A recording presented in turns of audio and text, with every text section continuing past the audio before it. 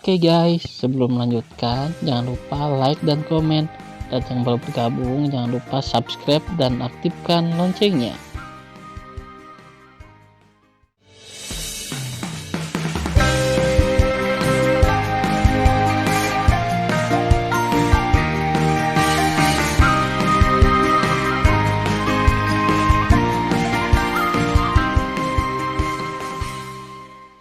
Episode 29.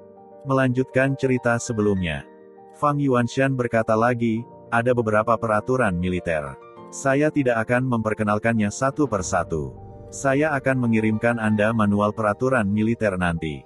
Anda bisa membacanya sendiri. Sekarang beri aku namamu. Aku akan menjadikanmu lampu kehidupan dan tanda identitas. Selanjutnya, Tan Yun dan yang lainnya melaporkan nama mereka satu demi satu, dan Fang Yuanshan membuat token identitas dan lampu kehidupan untuk mereka. Dia juga mengirim 2 set baju besi ke Tan Yun dan yang lainnya. Di bahu kiri setiap baju zirah, nama Tan Yun dan lain-lain dan bintang yang mewakili identitas mereka muncul.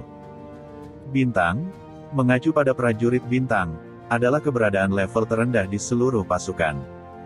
Setelah Fang Yuanshan memberi mereka manual peraturan militer, dia berkata, selama kamu tidak pergi ekspedisi, kamu bisa mengenakan pakaianmu sendiri di barak.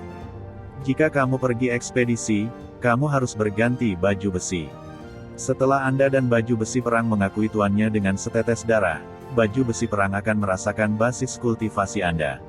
Setelah wilayah Anda naik, bintang-bintang di baju perang akan meningkat dengan sendirinya. Pada saat itu, Anda bisa datang ke orang tua untuk menerima hadiah, mengerti? Tan Yun dan yang lainnya membungkuk dan berkata, saya mengerti. Ya, Fang Yuanshan berkata lagi, tentara kita dibagi menjadi kaum pria dan kaum wanita. Pria Anda harus tinggal di kaum pria dan wanita harus tinggal di kaum wanita. Mencium pidato itu, Tan Yun mengerutkan kening. Fang Guan, bisakah aku bersama istriku? Tidak. Fang Yuan menggelengkan kepalanya dan kemudian berkata, kecuali Anda memasuki semi suci dan menjadi jenderal dewa kecil sesegera mungkin, Anda bisa mendapatkan rumah jenderal dewa kecil yang diberikan oleh komandan. Pada saat itu, Anda dapat membiarkan istri Anda dan keluargamu tinggal di rumahmu tanpa pangkat militer. Tidak ada jalan lain. Sen Subing berkata kepada Tan Yun, suamiku, kamu tidak perlu mengkhawatirkan kami. Kami akan menjaga dan melindungi diri kami sendiri. Tan Yun berkhotbah kepada 7 istrinya, aku akan menjadi jenderal dewa kecil sesegera mungkin, dan kemudian membawamu pulang. Setelah pengumuman itu, Tan Yun bertanya, Fang Guan, bisakah orang-orang kita pergi ke kamp militer wanita pada hari kerja? Tentu saja tidak. Fang Yuanshan menjelaskan, jika Anda ingin melihat istri Anda harus mengirim pesan di luar kamp wanita. Demikian pula, wanita tidak dapat memasuki kamp pria. Jika Anda memiliki sesuatu untuk dilakukan, Anda dapat bertemu di kota Junzongfang antara barak pria dan wanita. Setelah itu, Fang Yuan memandang Tan Yun dan yang lainnya, dan berkata, kalian, mulai sekarang bos langsungnya adalah Mayor Jenderal Guan Yong. Bos langsung wanitamu adalah Su Xin. Saya akan mengirim seseorang untuk mengirim Anda ke sana nanti. Dalam hal ini, ketika cincin ilahi Fang Yuan sering berkedip, slip batu giok terbang keluar, tergantung di depan Tan Yun dan yang lainnya, dan berkata, ada 12 metode keterampilan pada setiap slip batu giok. Ada 5 atribut emas, kayu, air, api dan bumi, 5 keterampilan, 2 atribut angin dan guntur, dan 1 atribut waktu, ruang, kematian, cahaya dan kuno. Anda dapat memilih untuk mempraktikkan salah satu keterampilan yang sesuai dengan kualifikasi Anda. Keterampilan ini semua dibuat oleh Ling Xia Tianzun. Saya percaya kultivasi Anda akan berguna tanpa batas.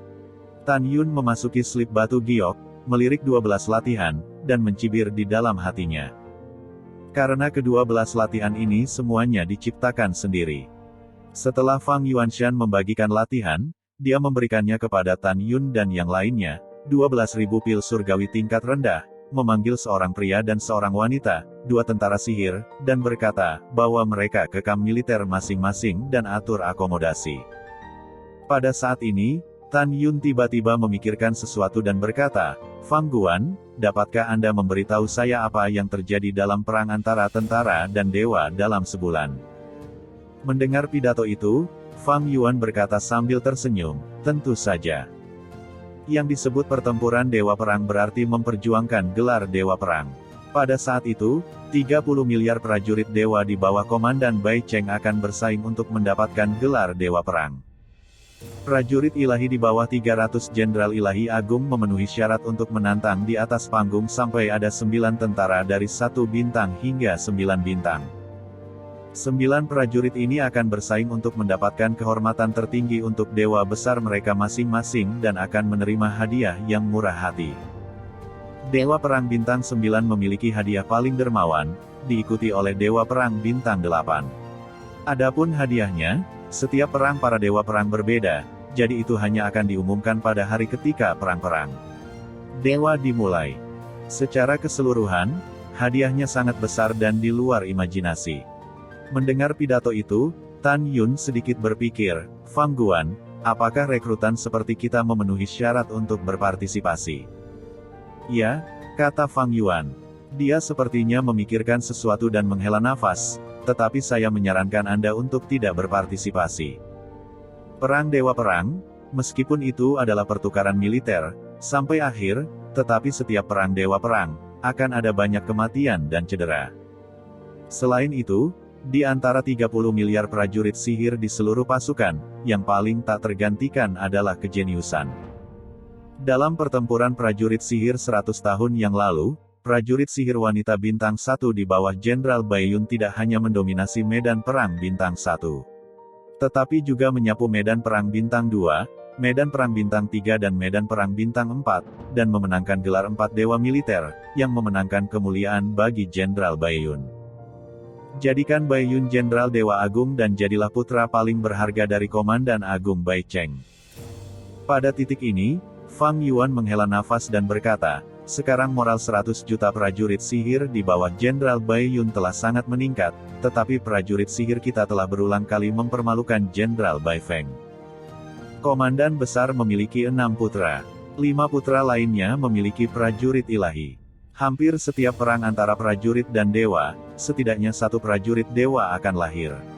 Namun, bawahan kita dari Dewa Bai Feng yang agung belum lahir bahkan 1 prajurit pun. Selama 3000 tahun berturut-turut. Yah, lelaki tua itu banyak bicara hari ini, kamu pergi dan pergi ke barakmu masing-masing. Setelah menerima perintah, Tan Yun dan yang lainnya mengikuti para prajurit dewa keluar dari aula.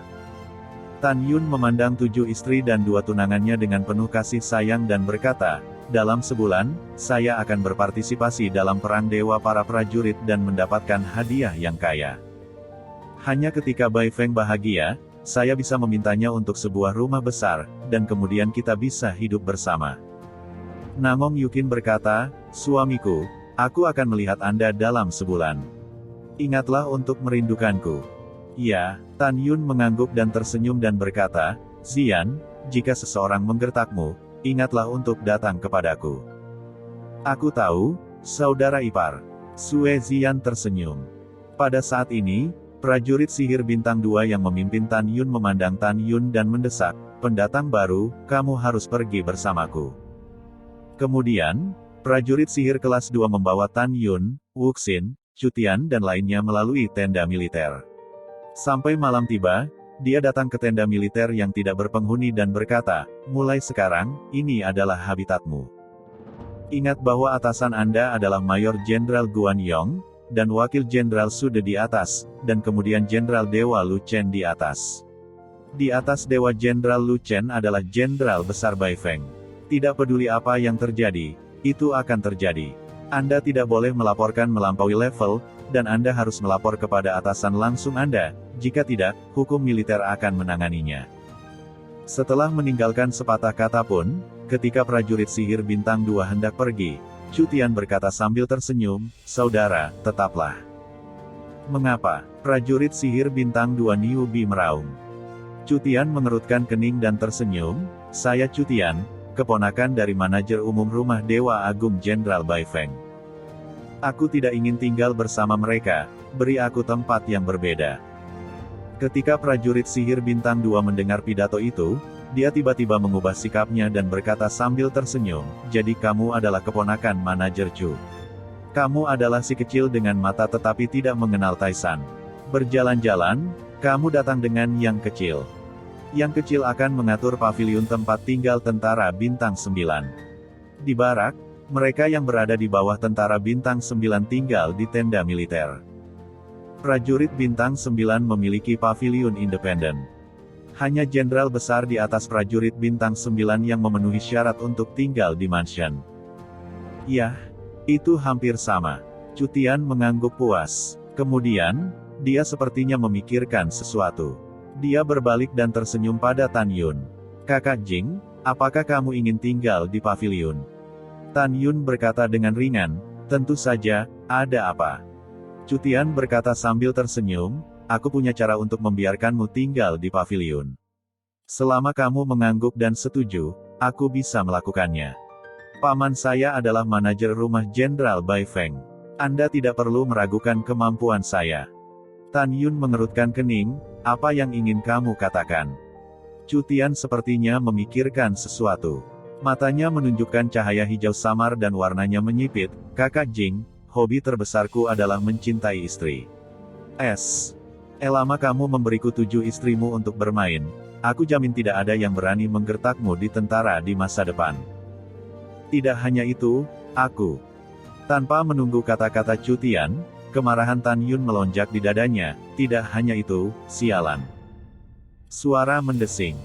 Tan Yun memutar fitur wajahnya, memutar cakarnya dengan tangan kanannya, dan meraih leher Cutian dengan embusan angin. Engah. 5 jari Tan Yun menusuk leher Cutian dengan darah. Cutian benar-benar ketakutan dan menjerit kesakitan. Bang! Dengan lambaian tangan kanannya, Tan Yun mengangkat Cutian dan membantingnya ke tanah. Jing Yun, kamu berani menyerangku. Sudah kubilang, kamu sudah selesai. Cutian berdiri dan Tan Yun menendang kaki kiri Cutian seperti kilat. Klik. Bang. Dengan suara retak tulang yang menakutkan, tulang kaki kiri Cutian patah, dan tulang yang patah itu menembus kulit kakinya, dan seluruh orang itu jatuh 10 kaki jauhnya. Suara mendesing. Sosok Tan Yun melintas, menginjak leher Cutian yang berdarah, menatap Cutian dari posisi memerintah, meludahi wajahnya, apa-apaan kamu, dan masih ingin menyentuh wanitaku. Ingatlah padaku, jika ini bukan kamp militer, kalau tidak aku akan mencapmu sampai mati. Aku akan memberimu pelajaran hari ini. Kamu akan memprovokasi aku lagi di masa depan. Aku ingin kamu mati. Setelah itu, Tan Yun mengangkat kaki kanannya dan menginjak leher Cutian, lalu menggantung di atas celana dan selangkangan Cutian. Jing Yun, apa yang ingin kamu lakukan? Wajah Cutian memutih dan dahinya dipenuhi keringat dingin. Apa yang sedang kamu lakukan? Tan Yun mengucapkan kata demi kata dengan senyum iblis, tentu saja aku ingin kamu menjadi pecundang. Tidak, jangan. Mata Cutian pecah dan matanya memerah dan meraung, jika kamu berani melakukan ini padaku, Cutian tidak akan pernah melepaskanmu. Pamanku juga tidak akan. Bu. Sebelum ancaman Cutian jatuh, Tan Yun menginjaknya dan membiarkan Cutian memotong anak dan cucunya. Dalam ratapan yang mengerikan, Cutian meringkuk di tanah dan terus berguling. Tan Yun membungkuk dan mencubit leher Cutian dengan tangan kirinya. Matanya tajam dan berkata, ketika kamu berada di kota suci Hongmeng, kamu terus memandangi wanitaku. Sekarang kamu berani mengalahkan ide wanitaku. Siapa kamu? Bang bang. Sambil minum dan memarahi, tinju kanan Tan Yun terus memahat mulut Cutian dan merontokkan semua giginya. Keluar dari sini. Dengan lambaian tangan kirinya, Tan Yun melemparkan Cutian ribuan kaki jauhnya. Kemudian, dengan cemoohan para dewa, mereka memasuki tenda militer. Pada saat ini, prajurit sihir bintang 2 di luar tenda militer buru-buru membantu Cutian di tanah yang dihancurkan oleh Tan Yun. Cutian melihat akun militer Tan Yun dan berpikir bahwa hidupnya dihancurkan oleh Tan Yun. Dia meraung dengan suara serak, Jing, tunggu aku. Kemudian, tentara sihir bintang 2 membawa Cutian pergi dan mengatur paviliun 2 lantai untuk Cutian. Setelah prajurit sihir bintang 2 meletakkan Chu Tian di sofa di kamar di lantai 2, Chu Tian berkata dengan wajah pucat, "Terima kasih. Tuan Chu, jika Anda membutuhkan sesuatu di masa depan, beri perintah saja," kata prajurit sihir bintang 2. Chu Tian berkata dengan dingin, "Nama kakak tertua saya adalah Chu Kong. Apakah Anda mengenalinya?" Mendengar pidato itu, para prajurit sihir bintang 2 mendongak dan menyembah, "Aku tahu, Chu Kong adalah kakak laki-lakimu." "Ya, itu kakak laki-lakiku. Oke, aku pergi sekarang." Setelah prajurit sihir bintang 2 pergi, Chu Tian menawarkan kuil ruang waktu dan memasuki kuil untuk memulihkan lukanya. Pada saat yang sama, akun Tan Yun. Di tenda militer, ada tempat tidur, kursi, dan meja. Ouyang Duantian berkata dengan cemas, "Yuner, aku khawatir Chu Tian akan meminta pamannya mengirim seseorang untuk berurusan denganmu." Tan Yun menarik napas dalam-dalam dan berkata, "Paman, kamu tidak perlu khawatir. Ini bukan salah kami. Kami tidak perlu takut." Setelah itu, Tan Yun memandang Wuxin dan berkata, "Kakak ketiga, penampilanmu sedikit berubah untuk mencegah orang lain melihat identitasmu." "Ya," ketika dewa yang tidak disengaja menjawab, tanpa melihat gerakan apapun, wajahnya sedikit berubah, yang hanya 6 poin mirip dengan penampilan sebelumnya. 4 jam kemudian, matahari terbenam. Di tenda militer, Tan Yun mengerutkan kening ketika dia berbicara dengan semua orang, tetapi ketika dia melihat 5 tentara bintang 6, mereka masuk sambil tersenyum. Prajurit bintang 6 berarti bahwa 5 orang adalah dewa surga kelas 6. Wuxin berkata tidak senang, "Siapa kamu? Bukankah kamu mengatakannya terlebih dahulu ketika kamu memasuki akun tentara orang lain?" Pria parubaya, yang pertama dari 5, memberikan pandangan menghina dan berkata, "Saya tidak ingin membuang waktu dengan Anda. Mari kita membuat cerita panjang pendek. Masing-masing dari kalian menerima 12.000 pil dewa surga tingkat rendah. Selama kalian masing-masing menyerahkan 6.000 biaya perlindungan, tidak ada yang akan menggertakmu mulai sekarang." Biaya perlindungan. Tan Yun tiba-tiba tersenyum dan memandang kelima orang itu seolah-olah mereka idiot.